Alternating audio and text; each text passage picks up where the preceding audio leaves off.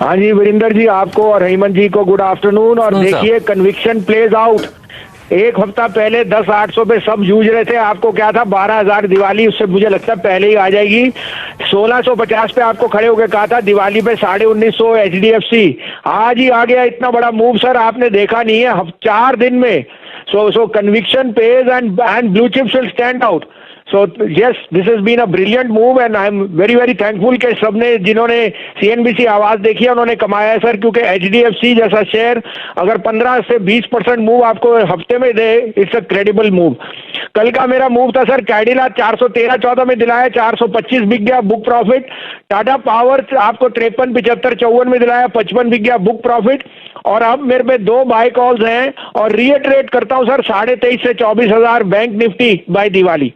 क्या बात है सर, तो शानदार कॉल था। और देखिए बढ़िया रैली, दिवाली से पहले दिवाली हो रही है। 2 आइडियाज बताइए जो आपने ढूंढे आज के लिए भसीन साहब। तो दोनों मिड कैप NBFC और बैंक्स हैं। फेडरल बैंक 51.50 में लीजिए, 49.50 का स्टॉप लॉस, इसमें 56 का टारगेट मुझे दिखता है। If I am correct it can even go up to 60। Best play on gold loan and जो आपका साउथ में जो एग्री इनकम है वो बहुत स्ट्रांग होगी। दूसरा बाय अगेन NBFC जो बहुत आउट परफॉर्म करेगा, L&T finance, parent is very strong, 63.50 64 में लीजिए, 61 हाफ का स्टॉप लॉस, 72.50 टू 75 का टारगेट। तो L&T फाइनेंस होल्डिंग, एक शानदार NBFC और मुथूट मन्नापुरम तो देखिए चल ही रहा है। गोल्ड का पोर्टफोलियो फेडरल बैंक के पास भी है, तो फेडरल बैंक आपने चुना है। और देखिए फाइनेंशियल सेक्टर से ही दोनों स्टॉक्स निकाले हैं भसीन साहब ने, यही सेक्टर सबसे बढ़िया प्रदर्शन दिखा भी रहा है। भसीन साहब बहुत बहुत शुक्रिया आपका चर्चा में शामिल होने के लिए, शानदार आइडियाज देखने के लिए। कल इनके ऊपर हमारी नजर फिर से रहने वाली है। तो NBFC फाइनेंशियल्स, यहीं पर देखिए वीरू सबसे ज्यादा पैसा हमारे दर्शक बना रहे हैं और यहीं पर सबसे ज्यादा बेहतरीन कॉल्स भी आती हुई आपको नजर आ रही हैं। तो एक काम करते हैं, यतिन तो हमारे साथ जुड़ चुके हैं स्टूडियो में और उनसे जानते हैं कि डीलिंग रूम्स में क्या चर्चा हो रही है, बताइए। तो हेमंत, मूड तो फिलहाल पूरी की पूरी बैंकिंग पैक और NBFC पैक पे है। और जिस हिसाब से आप थोड़े दिनों पहले रियल एस्टेट के आंकड़े पढ़ रहे थे और जिस हिसाब से बैंक्स अपने होम लोन सेगमेंट की ग्रोथ की बात कर रही हैं, तो पिरामल एंटरप्राइज एक ऐसा शेयर है जहां डीलिंग रूम्स की निगाहें हैं।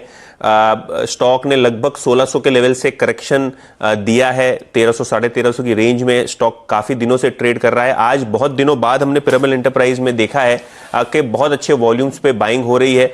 लगभग 1.5% की बढ़त आज के सत्र में हमको देखने मिली है और डीलिंग रूम्स को लगता है कि यहाँ BTST करें और 1360 से लेकर 1375 तक के लेवल्स यहां हमको बहुत जल्द देखने को मिल सकते हैं। तो एक पिरामल एंटरप्राइजेस पे बाय कॉल आ रही है डीलिंग रूम्स की। इसके अलावा पिडिलाइट, तो पिडिलाइट पे भी डीलिंग रूम्स का रुझान ये है कि पोजिशनल बेसिस पे 1500 से लेकर 1525 तक के लेवल आ सकते हैं। पिडिलाइट में भी हमने देखा है कि रिकवरी जो है बिजनेस में ओवरऑल बेसिस पे ऑन द ग्राउंड अच्छी खासी दिख रही है हाउस होल्ड प्रोडक्ट्स में। तो पिडिलाइट में भी लॉन्ग पोजीशंस आज के सत्र में हमको देखने मिले हैं। ओपन इंटरेस्ट में लगभग 8% का बड़ा इजाफा आज के सत्र में हमको पिडिलाइट में भी देखने को मिला है। यतिन एक डिलिस्टिंग को क्लोजली ट्रैक कर रहे हैं।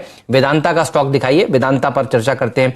वेदांता के शेयर में कल भी हमने देखा था थोड़ी सी गैप अप ओपनिंग हुई, लेकिन ऊपर में ये शेयर टिक नहीं पाया अब। और आज भी अगर आप देखें तो 137 के आसपास कारोबार कर रहा है, ज्यादातर समय इसने लाल निशान में ही बिताया है। किस तरह की बोलियां लगी हैं डीलिस्टिंग में, बताइए यतिन। तो हेमंत, जैसे कि आप बता रहे हैं ना कि 2-3 दिन से मार्केट ने वेदांता को एक रेंज सी दे रखी है, क्योंकि जो रिवर्स बुक बिल्डिंग ऑफर है उसमें हमने ये देखा है कि दूसरे तीसरे दिन के बाद ही एक्शन शुरू होता है, दूसरे तीसरे दिन के बाद ही इंस्टीट्यूशनल इन्वेस्टर्स आते हैं। तो अभी तक का जो अपडेट है, जो मैंने 1:30 बजे का डेटा लिया था, 1:30-2 बजे का डेटा, उसके अंदर कुल मिला के लगभग 9-9 करोड़ शेयर जो है उसकी बोली रिवर्स बुक बिल्डिंग ऑफर में ऑलरेडी लग चुकी है। डीलिस्टिंग ऑफर में इतने शेयर जो हैं वो टेंडर हो चुके हैं। इसके अलावा ये जो 9 करोड़ शेयर्स की मैं बात कर रहा हूं, उसमें से अधिकतम बोलियां यानी 50% से ज्यादा की बोलियां बॉम्बे स्टॉक एक्सचेंज के डेटा के हिसाब से QIBs और म्यूचुअल फंड्स जो कि संस्थागत निवेशक होते हैं उनकी बोलियां ऑलरेडी आ चुकी हैं। तो एक तरीके से जो रेंज उभर के आ रही है ये 9 करोड़ शेयर्स की, 138 से लेकर 140 के आसपास ये टेंडरिंग हुई है। लेकिन इंपॉर्टेंट पॉइंट ये नहीं है कि अब तक 138-140 के अंदर बुक बनी है तो शायद यही बुक बनेगी, नहीं, क्योंकि कुल मिला के 130-140 करोड़ शेयर्स की बोलियां आना अभी बाकी है। तो मैं ये कहना चाहता हूं कि अभी 7-8% ही शेयर टेंडर हुए हैं, तो कोई कंक्लूजन ड्रॉ मत करिए क्योंकि एक्सपर्ट्स का कहना यह है कि LIC और ICICI प्रूडेंशियल म्यूचुअल फंड, ये जो दिग्गज शेयर होल्डर्स हैं, इनका बिड और इनका बोली अभी तक आना बाकी है।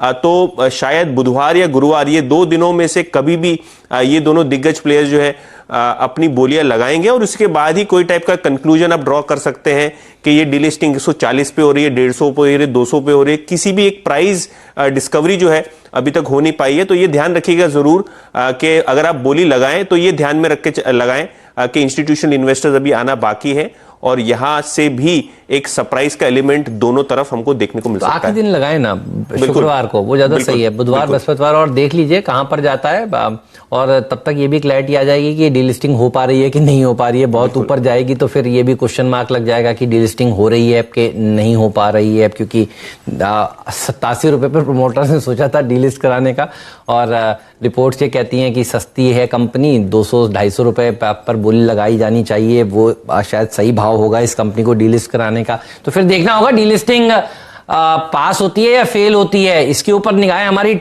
फ्रेंड्स मिलते हैं अगले वीडियो के अंदर, जब तक के लिए गुड बाय।